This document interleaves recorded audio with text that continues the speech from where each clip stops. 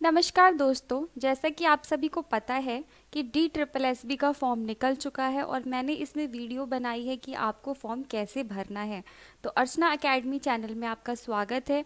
और अब इस वीडियो में हम कुछ महत्वपूर्ण चीज़ों को देखेंगे, तो इस वीडियो को अंत तक देखें ताकि आपसे कोई भी गलती ना हो जिससे कि आपका एग्ज़ाम क्वालिफाई होने के बाद भी रिजेक्ट हो जाए। ठीक है, तो इसमें हम वीडियो में देखेंगे कि DSSB में रिजेक्शन से कैसे बचना है, किन किन पॉइंट्स का ध्यान रखना है आपको। क्या बीएड विशेष शिक्षा आवेदन कर सकते हैं, मतलब जिन्होंने बीएड स्पेशल एजुकेशन में की है, क्या वो फॉर्म के लिए अप्लाई कर सकते हैं। और अगर किसी के पास अन्य राज्य ओबीसी है तो क्या वो आवेदन कर सकता है। DSSB का एग्ज़ाम कहाँ होगा, और अगर किसी के पास बीएड स्पेशल है बीएड की बजाय तो उसे क्या करना है, ओबीसी आउटसाइड क्या करें।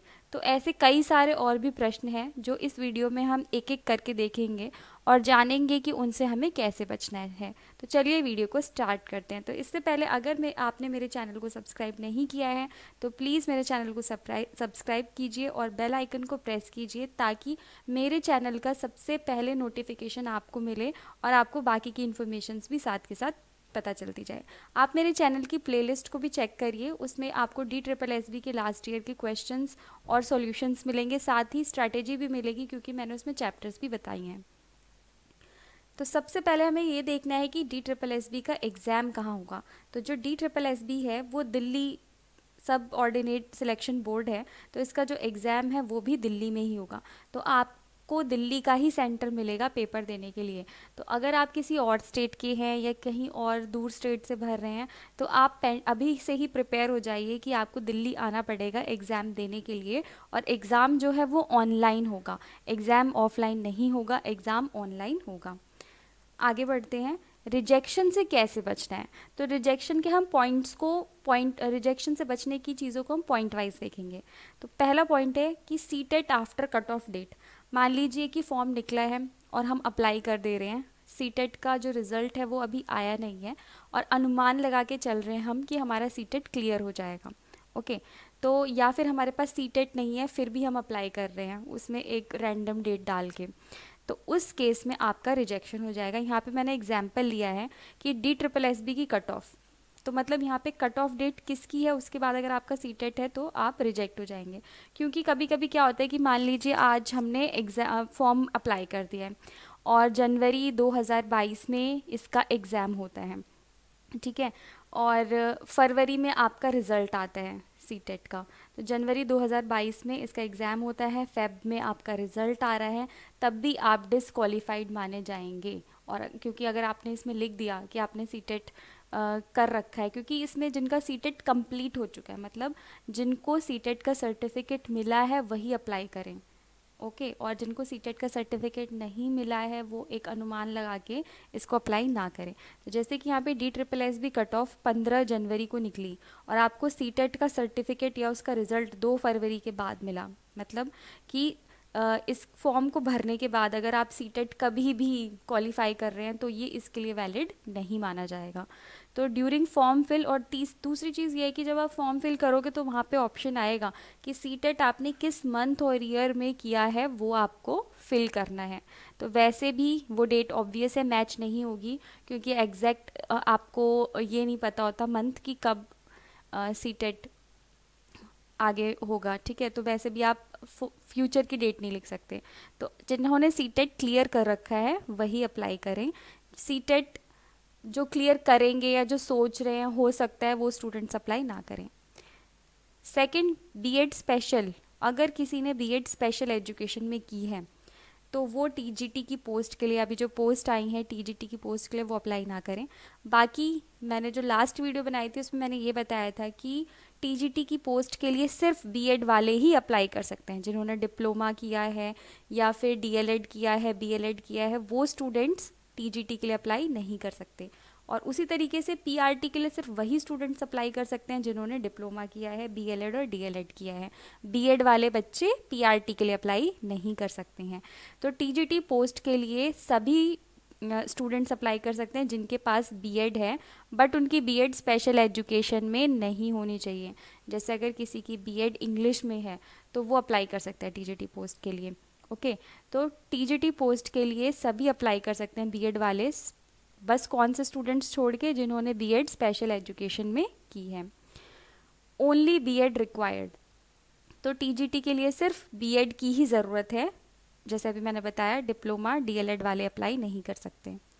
नेक्स्ट है BEd completed for TGT post. अब बीएड में कुछ बच्चे जो होंगे वो अपीयरिंग में होंगे, सेकेंड ईयर अपीयरिंग में, या कुछ बच्चों का रिजल्ट अवेटेड होगा, ठीक है, तो सिर्फ वही अप्लाई करें जिनका रिजल्ट आ चुका है, क्योंकि आपको फॉर्म में स्लॉट दिया हुआ है फिल करने के लिए कि आपका जो बीएड है वो कब कंप्लीट हुआ है, स्पेसिफिकली मंथ और ईयर आपको वहाँ पे फिल करना है। तो अगर आपने एक अनुमान लगा के या यूनिवर्सिटी से पूछ के कि कब तक रिजल्ट निकलेगा ऐसे अप्लाई किया तो आप वैसे भी डिस्क्वालीफाई कर दिए जाएंगे। तो जिन्होंने बीएड कंप्लीट कर ली है वही अप्लाई करें। तो ये क्योंकि मैंने अभी बताया क्योंकि आपको फॉर्म में मंथ और ईयर फिल करना पड़ेगा। तो ये यहाँ पर मैंने एक उसका स्क्रीनशॉट भी डाला है कि जैसे ग्रेजुएशन बैचलर्स डिग्री में है, परसेंटेज फिल करनी है, बोर्ड यूनिवर्सिटी स्टेट और पासिंग मंथ और ईयर आपको यहाँ पे फिल करना पड़ेगा। इसी तरीके से बीएड में आपको परसेंटेज फिल करनी पड़ेगी, तो वो आप तभी फिल कर सकते हैं जब आपने कंप्लीट कर ली हो। यूनिवर्सिटी का नाम, स्टेट और passing month and year fill करना पड़ेगा, और यहाँ पे आपको नॉलेज ऑफ हिंदी पे टिक करना पड़ेगा। फोर्थ ऑप्शन है रिजेक्शन से बचने का, अदर स्टेट ओबीसी कैंडिडेट्स क्या करें। तो other state OBC candidates apply नहीं कर सकते ओबीसी रिजर्वेशन के अंडर। तो मतलब अगर किसी के पास यूपी, हरियाणा, उत्तराखंड कहीं का भी ओबीसी सर्टिफिकेट है तो वो अनरिजर्व्ड कैटेगरी में अप्लाई कर सकते हैं। एक चीज़ तो ये हो गई कि other state OBC unreserved category में अप्लाई करेंगे, सिर्फ दिल्ली के ओबीसी ही ओबीसी के लिए, ओबीसी रिजर्वेशन के लिए एलिजिबल हैं। अब जो दूसरी चीज़ इसमें आती है, तो इसका उत्तर आपको मिल गया कि क्या अन्य राज्य ओबीसी आवेदन कर सकते हैं। आवेदन कर सकते हैं पर ओबीसी के अंदर नहीं कर सकते, यूआर कैटेगरी के अंदर रिजर्व कर सकते हैं अप्लाई। यूआर कैटेगरी मतलब अनरिजर्व्ड कैटेगरी, ठीक है।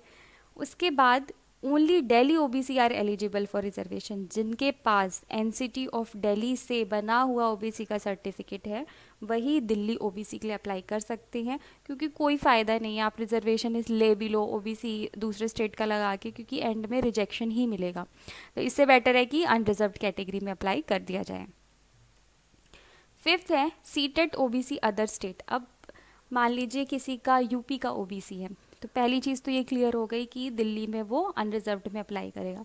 दूसरी चीज़ सीटेट तो अगर क्वालिफाई किया है तभी वो अप्लाई कर रहा है, बट उसने सीटेट में भी ओबीसी के अंडर अप्लाई किया होगा। तो अब यहाँ पर दो चीज़ें समझ में आती हैं। पहली चीज़ ये है कि अगर सीटेट ओबीसी में आपने रिलैक्सेशन लिया है, मतलब सीटेट में अगर आपके कट ऑफ 55% के आसपास थे, मतलब 55 to 60 के बीच में, तो मतलब आपने सीटेट में ओबीसी का रिलैक्सेशन लिया है, ठीक है, अदर स्टेट का। मतलब अगर मान लीजिए मेरा यूपी का ओबीसी सर्टिफिकेट है और मैंने सीटेट क्वालिफाई कर लिया और मेरे 58% है, ठीक है, तो क्या मैं उस सीटेट के बेस पे इस टीजीटी की पोस्ट के लिए अप्लाई कर सकती हूँ? नहीं कर सकती, क्योंकि ओबीसी दिल्ली वाले ही अप्लाई कर सकते हैं। तो उनका सर्टिफिकेट भी अगर दिल्ली ओबीसी सीटेट है तभी वो अप्लाई करें। ओके, तो ये दुख वाली बात है, तो रिजेक्ट हो जाएगा। मींस वो सारे कैंडिडेट्स अब अप्लाई ना करें जिनके पास अनरिजर्व्ड कैटेगरी में अप्लाई नहीं कर सकते, जिनके पास सीटेट में 55 से 60% के बीच में मार्क्स आए हैं, ठीक है। बट कुछ ओबीसी कैंडिडेट्स ऐसे भी होंगे जिन्होंने अप्लाई तो ओबीसी के अंडर किया था दूसरे स्टेट्स के, बट उनके मार्क्स 60% या उससे अबव है, तो उनको अनरिजर्व्ड मान के वो एक्सेप्ट कर लेंगे उनके ओबीसी सर्टिफिकेट को। फिर है ग्रेजुएशन। तो ग्रेजुएशन में आपके मार्क्स 45% से अबव होने चाहिए। अगर आपके मार्क्स 45% से अबव नहीं है तब भी आपको रिजेक्शन देखना पड़ सकता है। अब इसमें आप तब बच सकते हैं कि अगर आपकी ग्रेजुएशन में मान लीजिए 43% है, बट आपने पोस्ट ग्रेजुएशन की है और पोस्ट ग्रेजुएशन में आपके 45% है, तब आप एलिजिबल हो सकते हैं। तो इस तरीके से कई सारे डाउट्स हमने देखे। इसके अलावा अगर आपकी कोई क्वेरी है तो आप कमेंट्स में ज़रूर लिखिए और इस वीडियो को लाइक करिए और मेरे चैनल को सब्सक्राइब करिए। Thanks for watching.